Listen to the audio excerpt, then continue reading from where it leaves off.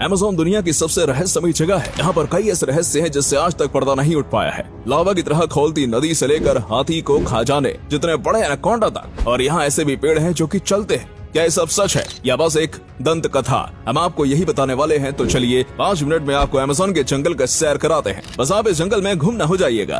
Number 6, boiling water. अगर आप कभी अमेज़न जंगल में जाते हैं और आपके सामने कोई नदी दिखती है तो तुरंत उसके पास मत चले जाना या फिर डायरेक्ट उसके अंदर कूद मत जाना, क्योंकि इसके बाद आप पानी के बाहर नहीं बल्कि सीधा इस धरती से बाहर निकलेंगे, यानी कि यमराज के पास। क्योंकि अमेज़न जंगल के अंदर कई ऐसी नदियां हैं जो कि उबलते पानी के साथ बहती है। इसके अंदर पानी का तापमान आमतौर पर 45 डिग्री सेल्सियस जितना होता है और दिन में कई वक्त ये तापमान बढ़कर 110 डिग्री सेल्सियस जितना भी पहुंच जाता है, यानी कि इतना ज्यादा है कि एक बार आप इसके अंदर जाएंगे तो कभी भी बाहर नहीं आ पाएंगे। ये सीधा आपके शरीर को 3rd डिग्री जला देगा। और उसके बाद क्या होगा ये बात तो आप जानते ही हैं। वैसे तो ये पानी इतना ज्यादा गर्म क्यों होता है, इसके बारे में रिसर्च चल रही है। कुछ लोगों का मानना है कि ये बिल्कुल किसी हॉट स्प्रिंग जैसा है, लेकिन किसी भी हॉट स्प्रिंग में इतना ज्यादा गर्म पानी नहीं आता। तो आखिर अमेज़न की नदी में ही इतना ज्यादा गर्म पानी क्यों आता है, ये तो पूरी तरीके से रिसर्च करने के बाद ही पता चलेगा। वैसे कई लोग इस नदी के बाजू में रखे पत्थरों के ऊपर अंडे भी भगा देते हैं। Number 5, green anaconda.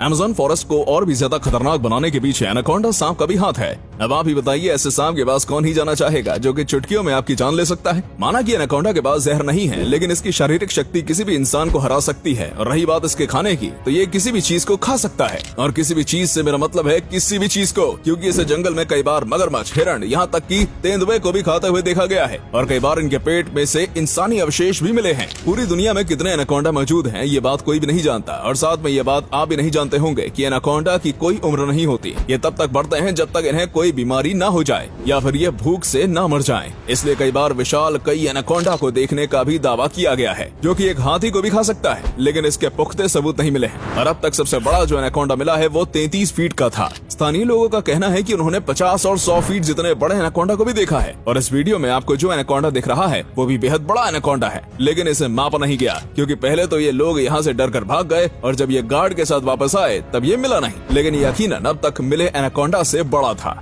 Number 4, strange geoglyphs. अगर आप अमेज़न जंगल को ऊपर से देखेंगे तो आपको कई ऐसी चीजें दिखेंगी जिसे देखने के बाद आपको यकीन नहीं होगा। जैसे कि पूरे अमेज़न जंगल में कई ऐसे अजीबोगरीब पैटर्न्स बने हुए हैं जिन्हें बस ऊपर से ही देखा जा सकता है। इन पैटर्न्स को बनाने के लिए जमीन पर कई प्रकार की लाइनें की गई हैं। यहाँ तक कि कई जगह पर तो अजीबोगरीब शेप्स के पत्थर भी रखे गए हैं। अब इन सब चीजों को क्यों और कैसे बनाया गया था, ये सब आज तक रहस्य बना हुआ है। इसे बनाने के पीछे का सबसे पहला निशाना एलियंस को बनाया जाता है। कहा जाता है कि एलियंस ने ही किसी न किसी वजह से इसको बनाया होगा, क्योंकि दुनिया के कई कोनों में से ऐसी कई चीजें देखने को मिलती हैं, जैसे कि नाज़का लाइंस जो कि पेरू में है। और कुछ का मानना है कि इस तरीके से एलियंस आपस में बातें किया करते थे। और वैज्ञानिकों ने कहा है कि हो सकता है ये सब चीजें अमेज़न के जंगल में रहने वाले आदिवासियों ने बनाए हों। जैसा कि आज के वक्त में मनोरंजन के लिए कई सारी चीजें मौजूद हैं, लेकिन उस वक्त ऐसा कुछ नहीं हुआ करता था, इसलिए कहा जाता है कि ये सब उन्होंने अपने मनोरंजन के लिए किया होगा। लेकिन वहीं पर आखिर इन्होंने उन चीजों को बनाया कैसे, क्योंकि बिना किसी मॉडर्न टूल के इंसानों के लिए इसे बनाना इम्पॉसिबल है। नंबर 3, पोटू। अच्छा, अभी आपको कोई पक्षी दिख रहा है? शायद नहीं दिख रहा होगा,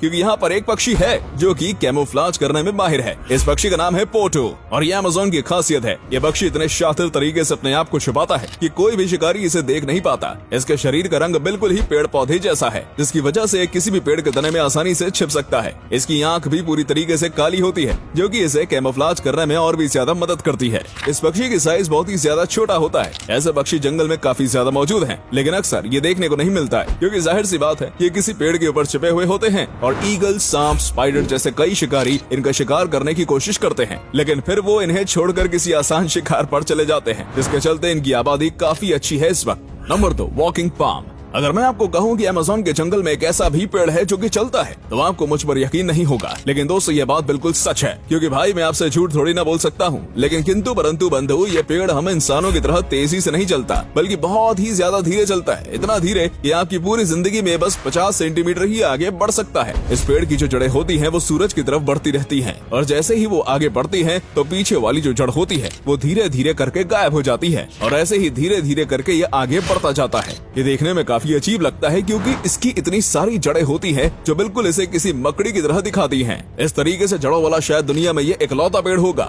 और ये पेड़ चल सकता है वो तो एक अलग ही कहानी है। Number 1, plastic eating fungus. दोस्तों, हाल ही में येल यूनिवर्सिटी की एक प्रिया आनंद नाम की लड़की ने अमेज़न के जंगल में से एक ऐसा फंगस ढूंढा है जो कि अब इंसानों की सबसे बड़ी समस्या यानी कि प्लास्टिक को खत्म कर सकता है। जी हाँ, आपने बिल्कुल सही सुना। इस लड़की ने इस फंगस के करीब 60 सैंपल लिए थे और उसके ऊपर वो कई रिसर्च कर रही थी, और इसी बीच पता चला कि ये जो फंगस है ये प्लास्टिक को खा सकता है और इसे डाइजेस्ट भी कर सकता है, यानी कि वो पूरी तरीके से प्लास्टिक को नष्ट कर सकता है। साथ ही में ये बहुत ही ज्यादा कम ऑक्सीजन की मात्रा में भी आराम से उग सकते हैं, इसलिए अगर ये पानी के अंदर भी उगाया जाएगा तो फिर ये आराम से पानी के अंदर भी रह पाएंगे, और ऐसा करके पानी के अंदर के प्लास्टिक को और जमीन के प्लास्टिक को खत्म किया जा सकता है। लेकिन ये सब आगे की रिसर्च ही बताएगी।